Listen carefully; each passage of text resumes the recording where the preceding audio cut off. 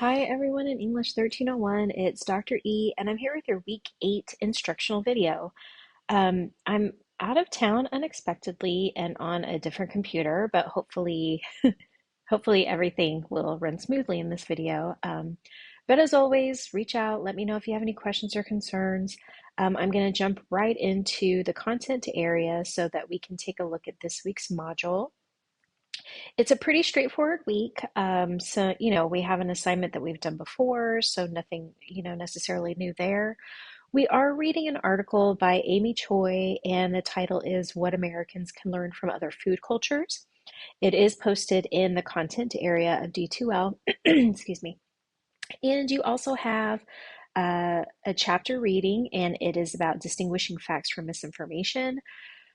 Whew, I know I say it every week, and I feel that it is true every week when we read a chapter from our course text, but this is an especially important chapter just because we are absolutely inundated with misinformation on a daily basis. And this is at a level that has never been seen before, right? So when we have news and information at our fingertips, through our phones, through our devices, TV, everything, um, there's always a chance that we are also, in addition to potentially consuming media that is reliable and that we can count on, there's always going to be the chance that the opposite is true, that we are consuming media and news that is full of misinformation, whether intentional or unintentional, right? One of the one of the biggest places that this happens, of course, is TikTok and social media in general, because the nature of apps like TikTok are to kind of deliver in snippets, right? We're not getting, super long videos. We're getting kind of snapshots. And so it's really easy to post information that can either be misconstrued, again, intentionally or unintentionally, um, that skews opinion and skews information for whatever purpose, whether those purposes are nefarious, whether those purposes are to persuade one way or the other. it's we have so much we have to sort through on a regular basis. Part of what we need to arm ourselves with, as we move forward in this generation and future generations, is how do we dig through all of this information and make sure that we are able to distinguish between what is actually misinformation, right, and what is actually credible, reliable, etc.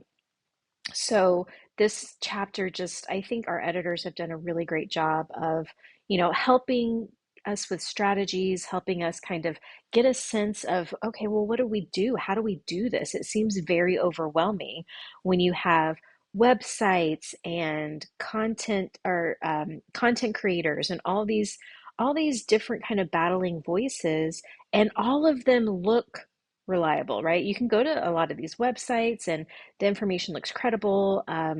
They are backed by different foundations or organizations, right? But we still have to look at things with a critical eye and understand that um, whether we like it or not, we're going to be persuaded in some way. And is that persuasion for a reason?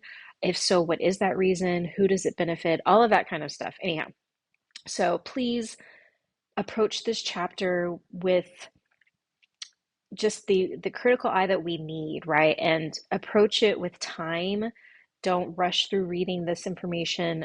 It's just so important. Okay, so you're watching the weekly instructional video, and you will also have a video that's primarily focused on MLA. And this is a video I put together a while back that just identifies some of the basics about MLA, but also, kind of focuses in on some of the things that I, in particular, expect when it comes to MLA formatting guidelines. Um, this is information that if you are submitting some form of kind of written work in an academic space, your professors should give you expectations and guidelines, right? So up to this point, we've had things like templates and, in our syllabus and in the instructions, it always talks about MLA formatting. This video just walks through some of that in a bit more detail and offers an explanation of like, why do we do any of this? It's so annoying. I know it is. It is definitely annoying. Imagine your whole job is based on MLA formatting, or APA or any of the other formatting styles out there, right? MLA is a unique beast. I will put it that way. So, if you're feeling frustrated and overwhelmed by MLA, that is completely understandable. You are not supposed to be an expert, right? This is not your job as a writer in this course, as a student in this course. It is not your job to be an expert in any formatting style as a student in college, right? What you need to know is just that there are these different rules. And so you have resources where you can go and find the answers to, okay, I'm reading this article in biology. How do I cite it?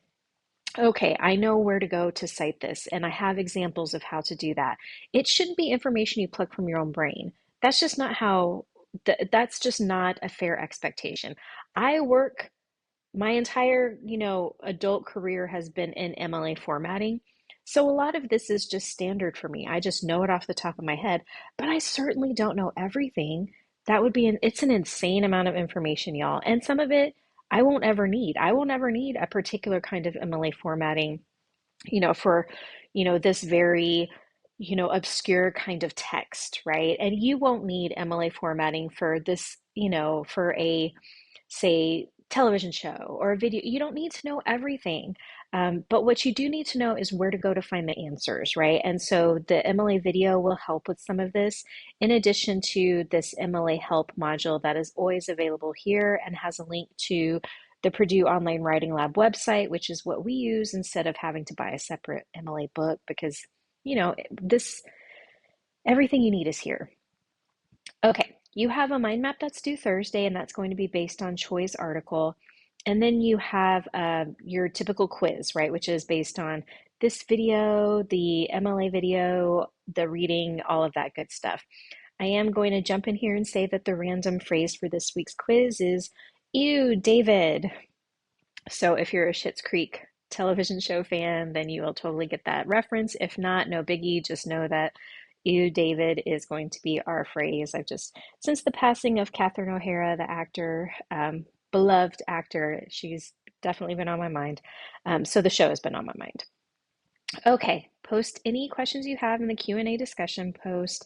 I've left here that you need to find the MLA video. This link doesn't do anything. If you click it, it's nothing. It's just a placeholder so that you can then go in and find where the MLA video is located. I'm just gonna scroll over here. What? Where might that MLA video be? I don't know, Dr. E. Okay. So if I go back to the whole week 8 module, I'm going to scroll down, and this is typically where there would also be Choi's article, but I'm saying let's click around. I feel like I say this every week, but I also feel like some folks are perhaps not clicking around and finding where some of these materials are. So remember that everything you need for every week is located in these different modules, right? Right? Okay, I'm assuming that you're nodding with me. Okay, good. You have your mind map, and this is again going to be based on Choi's article, What Americans Can Learn from Other Food Cultures. Her title is going to go in the center, and from there you're going to choose 4 main points or ideas, right? And you're going to explain each main idea. Choi's article, I will let you know that she has broken her article down into different like subsections, which a lot of authors are doing in something that's considered like an online article or a news story, that kind of thing.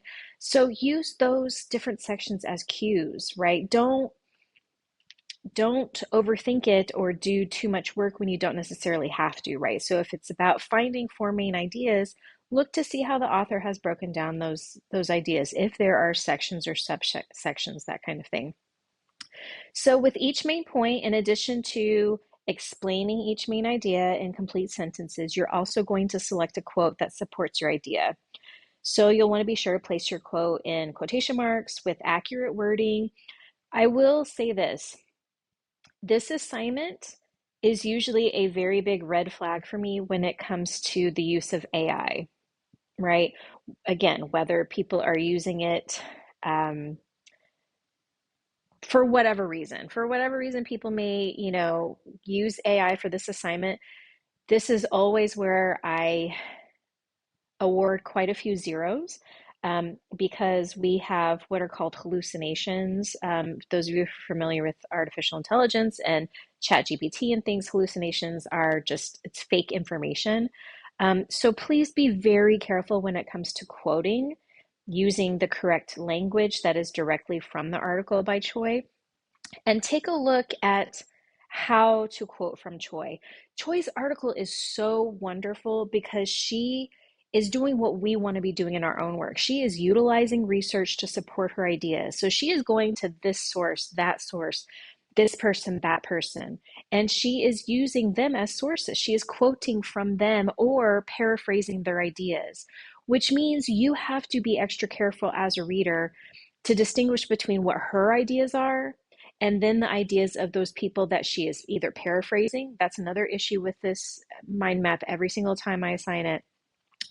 You have to make sure that if it's somebody else's idea, but that Choi is in fact paraphrasing it, that you're following, again, the guidelines here and crediting Choi for the article, but that person for their idea or a quote from them. This will also make a lot of sense when it comes time after you've watched the MLA video. It will clear, I use Choi's article as an example for some of the information, in addition to the examples that are here. So read her work with a very critical eye. Make sure you are keeping an eye on what her ideas are and those ideas and words that she is using from her sources.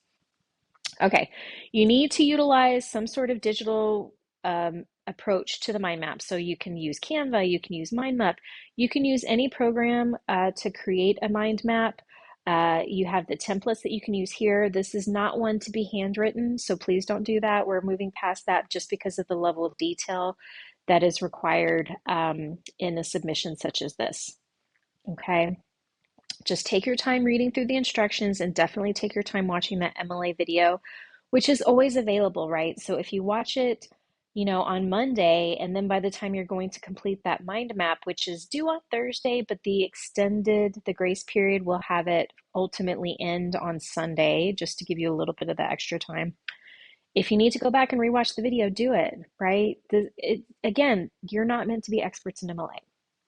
Okay, and then you have your participation quiz. So if you have any questions, definitely reach out and let me know. You can contact me directly or definitely feel free to post in the Q&A discussion board. And if you'd like to answer your colleagues in there, you're free to do that as well. All right, y'all, we are 1 week away from spring break, but don't give up that energy yet. Keep pushing through. You have a break coming up, but you got to get through this week first. All right, good luck.